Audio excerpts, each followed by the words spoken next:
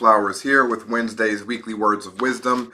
This week we are at Act and Grow Rich, part 6 of 13.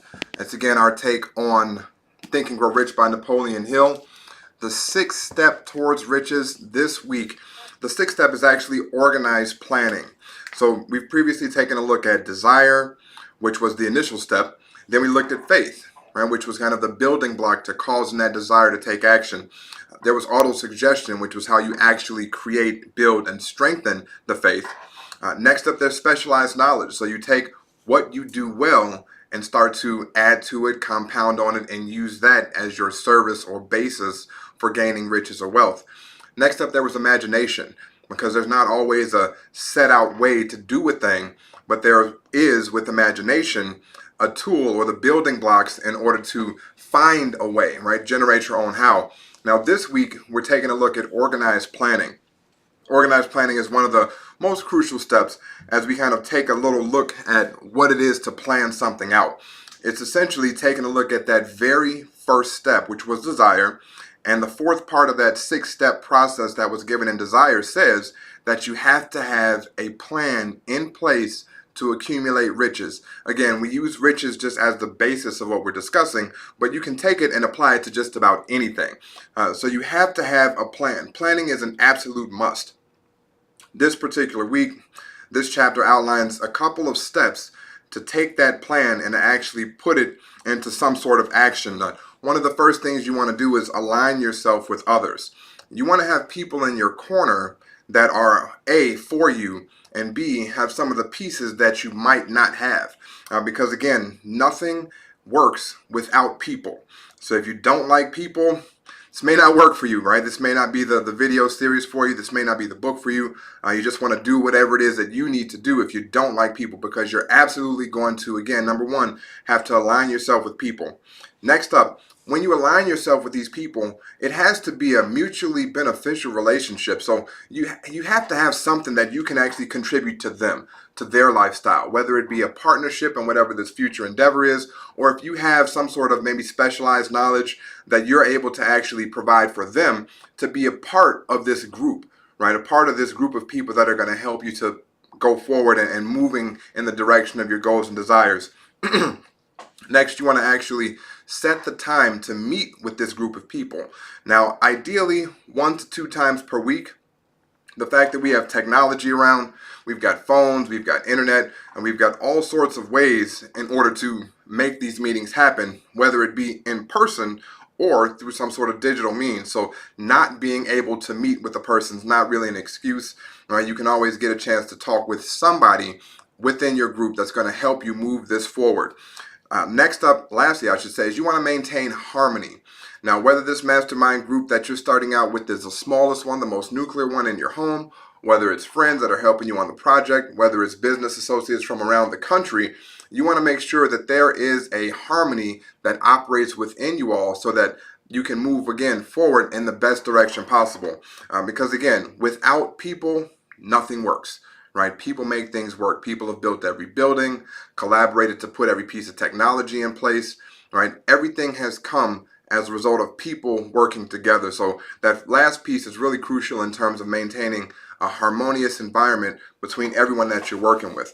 Now, when it comes to these plans, right, organized planning, 2 other things you want to keep in mind is that ideally when you start off, they say that, well, I should say the author says that they should be faultless plans. Now, we later discussed that these plans aren't necessarily faultless, but what they mean by that is to simply have a plan in place that you can act on, right? Something that has some sort of motion in place with some logical or feasible steps that you can take to move you in the direction of your goal and dream.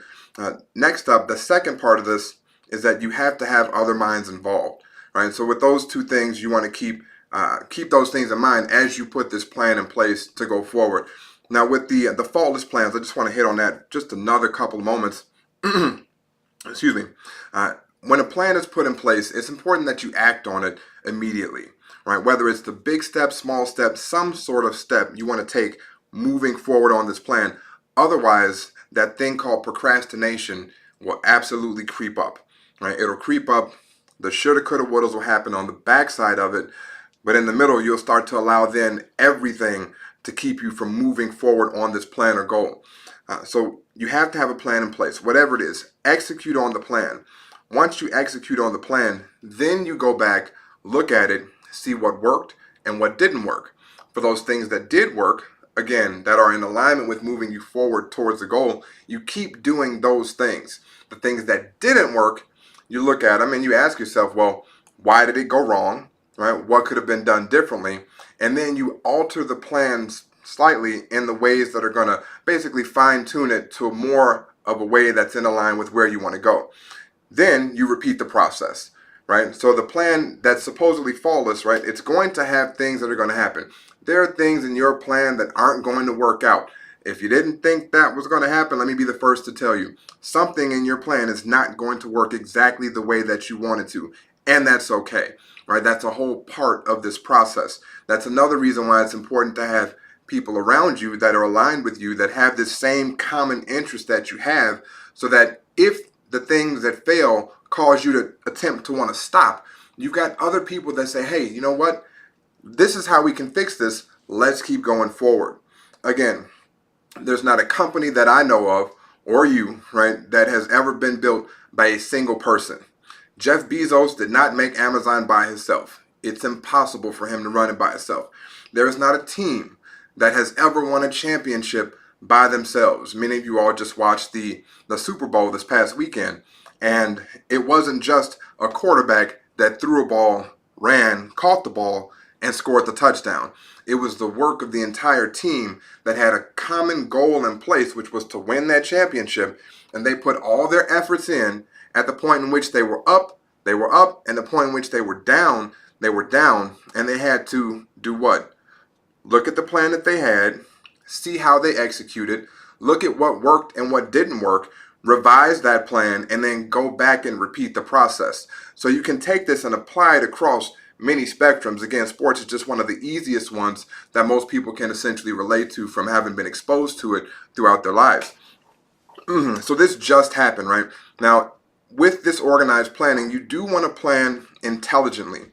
And what I mean by intelligently is saying that I want to build something, right? And with this idea that I have to build something, there's going to be a certain set of instructions that that are in place that make sense. In other words, example being, I want to build a house. Now, how many homes do you know that are built from the roof down?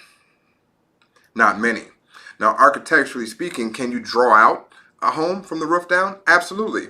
But when you actually start the building, when you actually put the plan in place, when you actually start to take the actions, you have to start on that foundational level, right? In the example of building a home.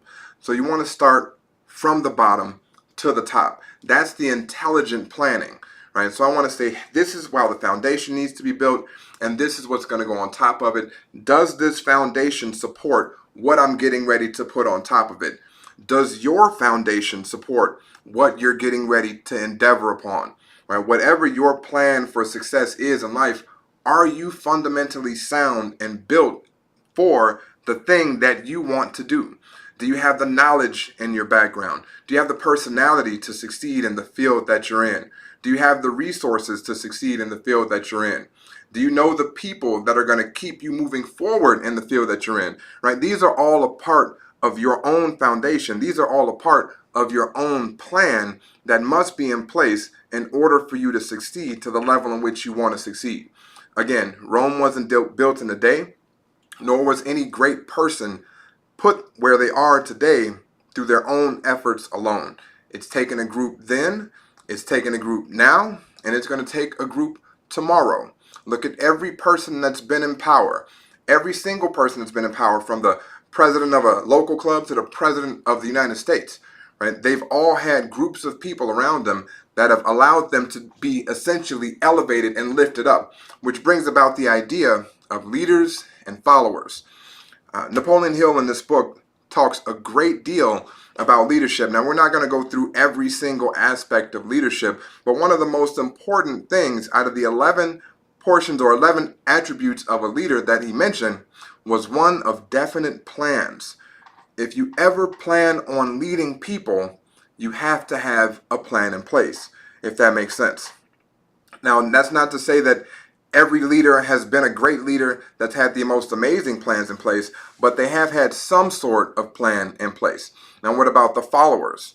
Followers are, one, okay with being followers for some time, but two, if they do plan on leading, they actually have to plan to lead. And guess what it takes to actually be a leader? You have to have followers. These are people that essentially pushed you up. Now that just draws back on the idea from a little bit earlier, a few minutes ago, where I mentioned that no person has been put where they are by themselves. No single person has led a team to victory. It's always been a team effort. No single person has ever built a company. It's always been a collective group of like-minded individuals that formed what's called a mastermind in order to get an idea out into the public, in order to get a thing created, in order to start something that was nothing and turn it into something, right? Getting that finished product. So kind of wrapping up here, tapering off, when it comes to organized planning, again, the topic of this week, you want to keep a few things in mind. Do it intelligently. In other words, start with the foundation. You have to take a look at you. You have to evaluate yourself, your surroundings, the people that you keep around you, right? These are all really important things that we don't necessarily get a whole lot of schooling about, right? Learning, you do to a degree where you learn that, you may not want to hang out with the class clown because they'll get you in trouble, right? Well, it was just as true then as it is today. If you want to hang out with, or if you want to be the successful person, then do you want to hang out with the negatives? Do you want to hang out with the naysayers? Do you want to hang out with the people that don't necessarily believe what you believe? And the answer to that should be a resounding no. Right? So you want to intelligently plan and take a look at your foundation of who you are and who's around you. What resources do you have? Is your plan relatively sound? And what action steps are you actually taking to bring this plan into fruition? Remember, this talk, the series of these talks are Act and Grow Rich. The book is Think and Grow Rich, and thinking is great. But it's one thing to think about a thing, it's another to put that plan into action. There must be a plan, you must act on it, you do have to have a solid foundation. And these are going to be the things that take these organized plans from just being on paper and actually being something that you'll hold in your hand. Think about anything that you've had, again, technology-wise, we use a bunch of phones. I'd hold mine up, but I'm using it right now. Is that phone came about as a brainchild, right? I'm an Apple guy. Steve Jobs, he was the creator of these things, and he came up with this idea for a phone that was drastically different from other phones, revolutionized the smartphone industry, if you will. But it didn't exist at first. It became a plan once he had the spark within his imagination. He desired to do something different, right? He had the faith that he could. He knew that he was going to absolutely change the world with the types of technologies that he can put in place. He had specialized knowledge. Remember, he was a relatively smart guy, right? As well as the people around him who helped him, Steve Wozniak, right? Who helped him to become as great as he was. Again, drawing back on that idea of people. He used his imagination and he came up with something. So he took this idea, it became a plan, it was put on paper, and it was pushed into action. And now, look at us today, right? How many iPhones are out there? How many iPads are in circulation? How many regular Windows laptops, Dell, Mac, HP, whatever it is that you use, it all follows the same format. Someone had an idea, they had a desire to bring it into fruition, they had a support system, a cast of people around them that had like-minded ideas and were able to follow along with that single person who was leading the charge. But again, he had followers, he or she had followers. They followed along and they all worked together in a spirit of harmony in order to produce the very things that are changing our lives today and will absolutely change our lives tomorrow. So in wrapping up, again, whatever it is that you're endeavoring upon, this is now week 6. So ideally you've got some sort of desire. And if you don't, perfectly fine, right? Everybody isn't looking to change the world or come up with that next great thing. But if you do have a desire, you have to feed that desire. You have to have that faith to start turning that desire into action again. Alongside that faith, to create that faith, I should say, you want to utilize the tool of auto-suggestion, which is essentially talking to yourself, right? Repeating these things multiple times, which was talked about in the first week of desire, the sixth step actually, after having the plan, knowing how much you want to acquire, how you're going to do it, by when you're going to do it, having the plan in place, having it written down. You also repeat it twice a day. That's auto-suggestion. Specialized knowledge, again, learning more about that craft that you wanted to endeavor upon, using your imagination to find answers and solutions to problems that may come up along the way. And then actually now, looking at this sixth step, having this organized plan in place in order to take this desire to be great in whatever it is and go out and do something with it. So ladies and gentlemen, again, take a moment, evaluate yourself, your surroundings, decide, right? And actually this is taking a brief look into the seventh step, which is coming up next week, a really, really, really important week to take a look at. So set your clock, set your reminders.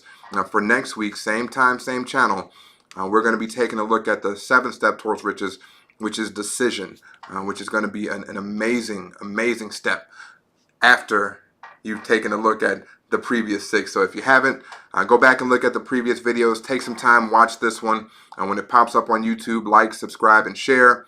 Get ready for next week, which is again going to be decision and realizing the power that you have where within to decide on exactly where it is you want to go.